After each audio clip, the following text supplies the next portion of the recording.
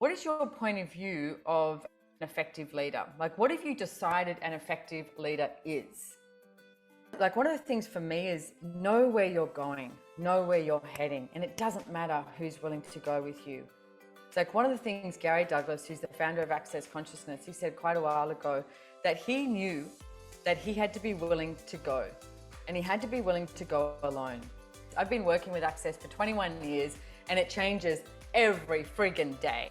When I was asking you to choose and to step in and be that effective leader, that leader who leads, and then there's this energy, like I said, where you go, oh, but this, and this.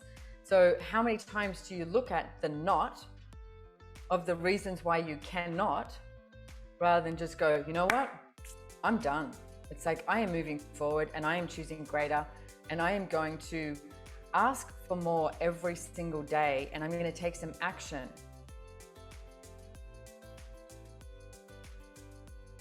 I would like to start by asking you guys, what is your point of view of an effective leader? Like, what have you decided an effective leader is? And when I ask that question, there might be something that comes up that is cognitive, like you might actually have an answer to it, or you might not have an answer. It might be an energy that comes up. So, what we do with that is just destroy and uncreate everything that is, times a godzillion, right and wrong, good and bad, pocket and pot, all nine shorts, boys and beyonds.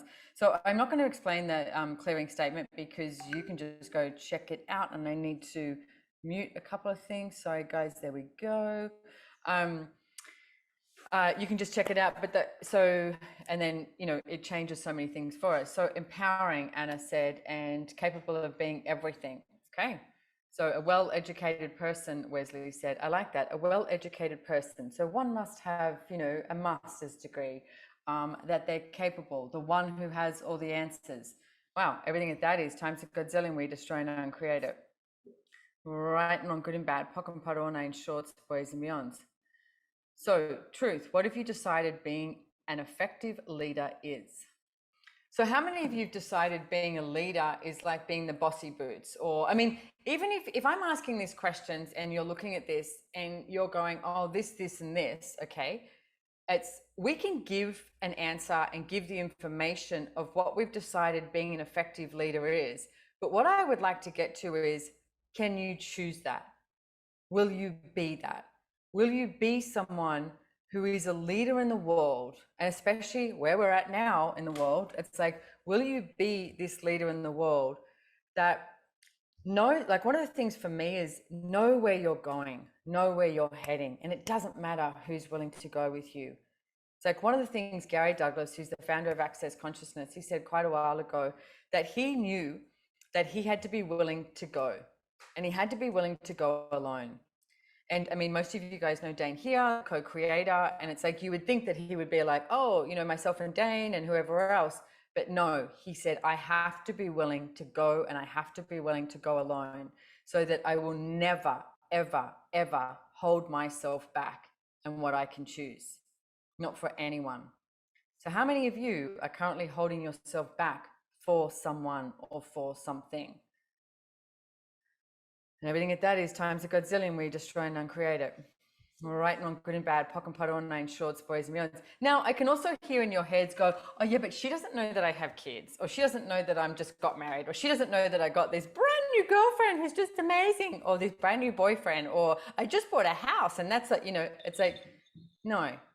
All of those are reasons and justifications for you not truly choosing what it is that you could be choosing.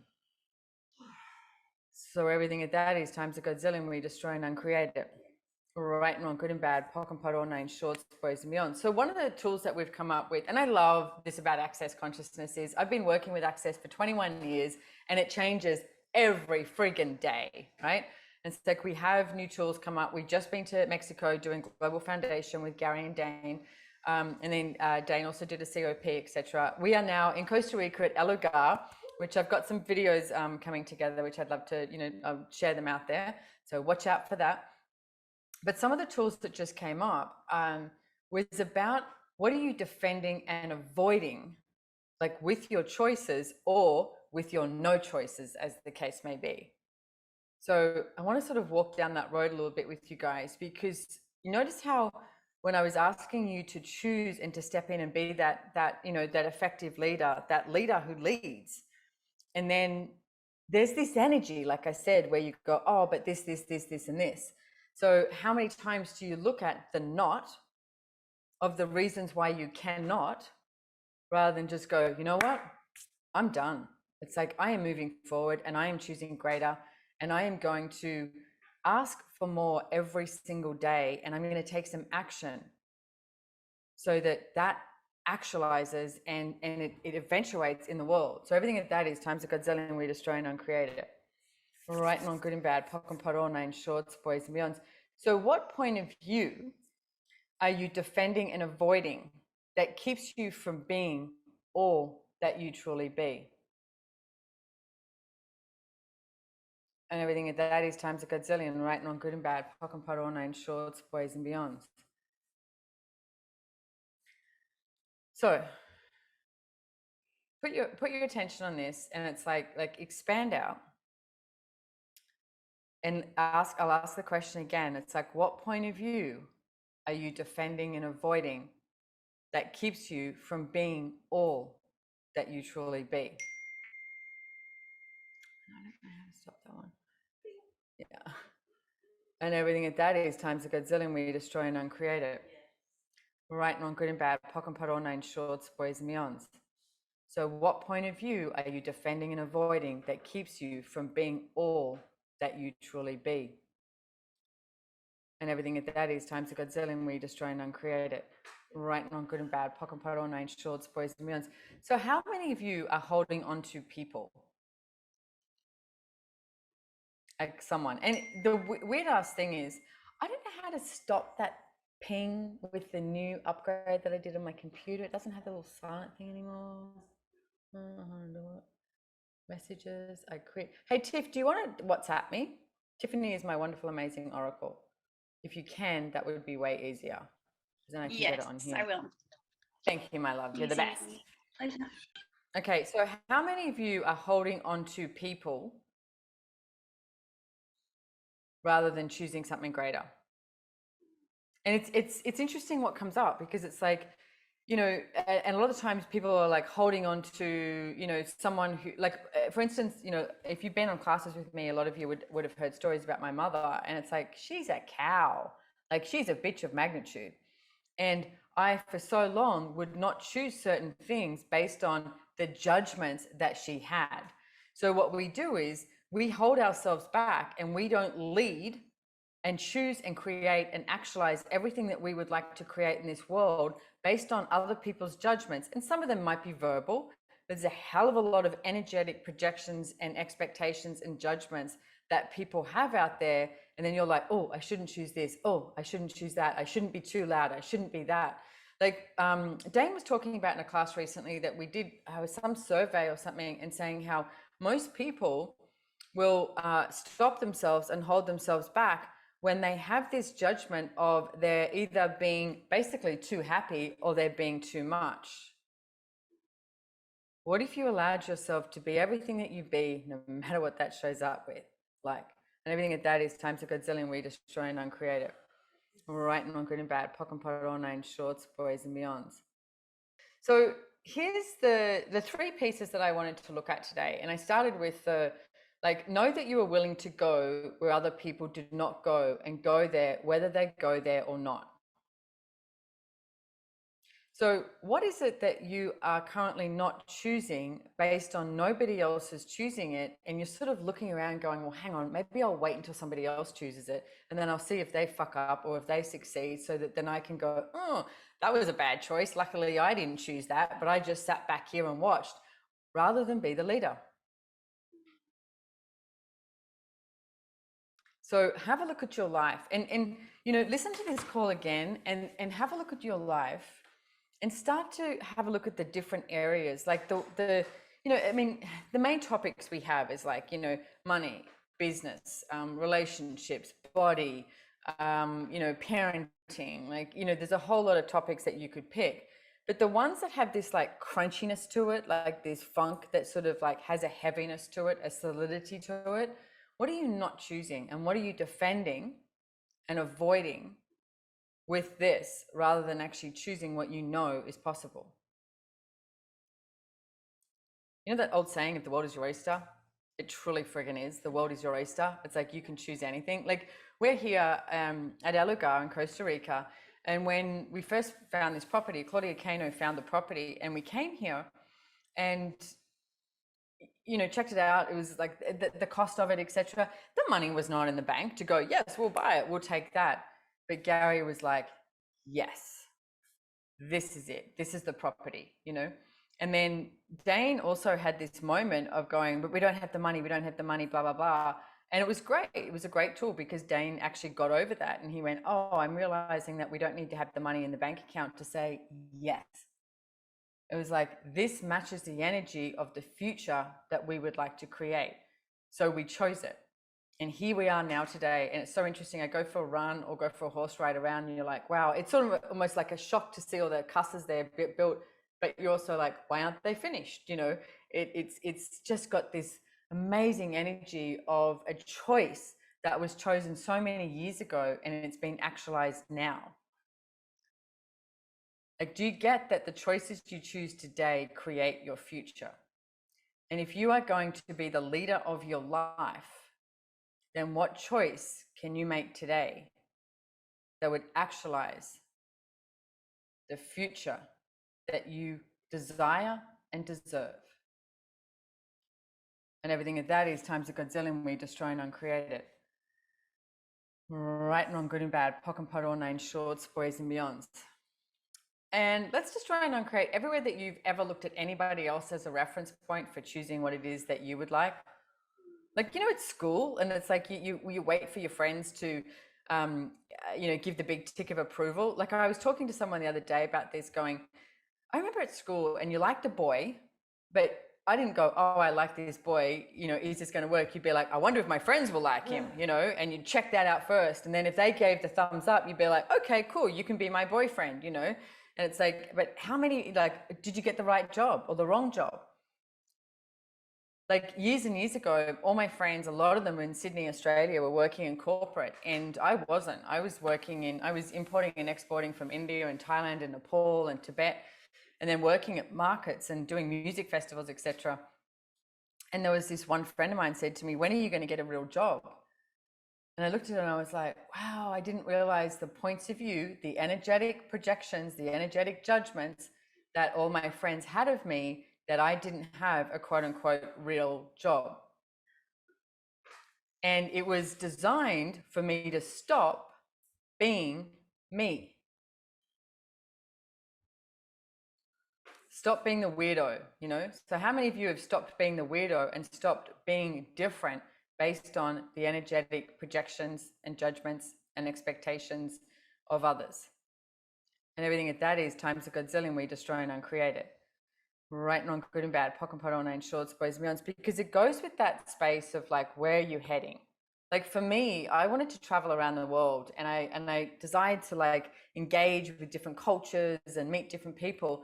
But most of my friends, you know, wanted to go to university and they wanted to, you know, get married and have kids, which is nothing wrong with that at all. There is nothing wrong with any of the choices you've made.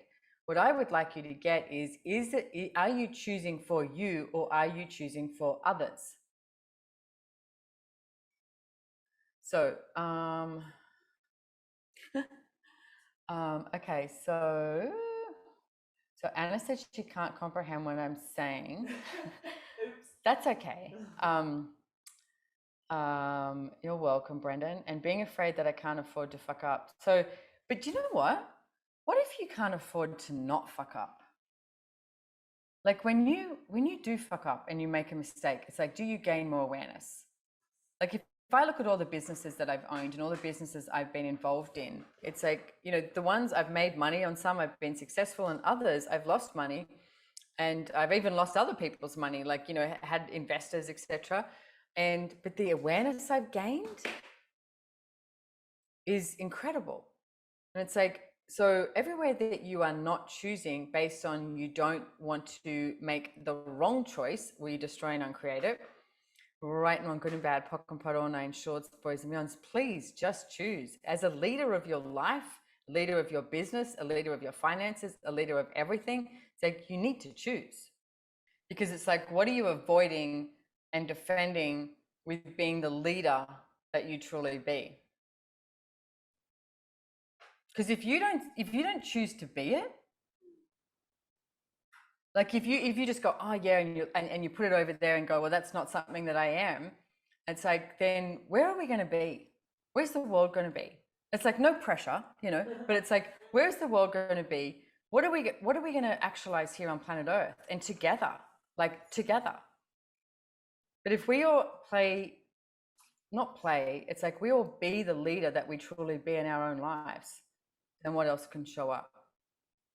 You've got to have that, not the definition of where you're going and not the conclusion of where you're going. It's like being in question, but always choosing what matches the energy, no matter who is choosing what around you. Like know who you be, not by definition, not by conclusion, but know who you be. What is it that you would like to actualize? Like I did this interview yesterday, and it was interesting because the guy said to me, so what's next for you, Simone? Like, and everyone has this like, hey, what's next? And I went, good question. I said, for me, and it's like, there's two projects that I have my energy in. One is actualizing the place, the book that Gary wrote, as a movie, getting that out there, and also getting this property, Alugar, completed, and the whole thing. Like, what do I have to be here? What energy can I be today? What future can I be today? Great question. What future can I be today that would allow this to show up? And it was interesting because they said to me, oh, so, that's about these projects. What about you? And I went, no, I'm not excluded from any of this. Like, I don't look at it and go, whoa, what's in it for me personally? It's like, this matches the energy of what I'd like to have in the world.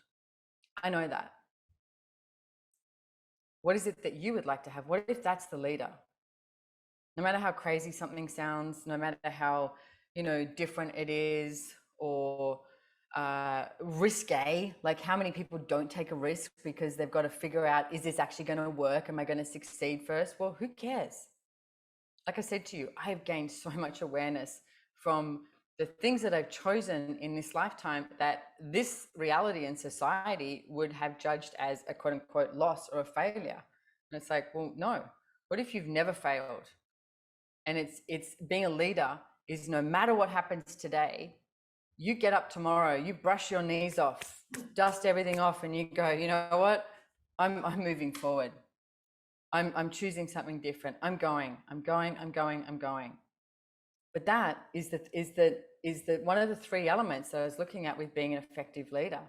Know that you're willing to go where other people do not go, and go there, whether they go there or not. Are you guys all, will you destroy and uncreate everything that you've decided that you are today?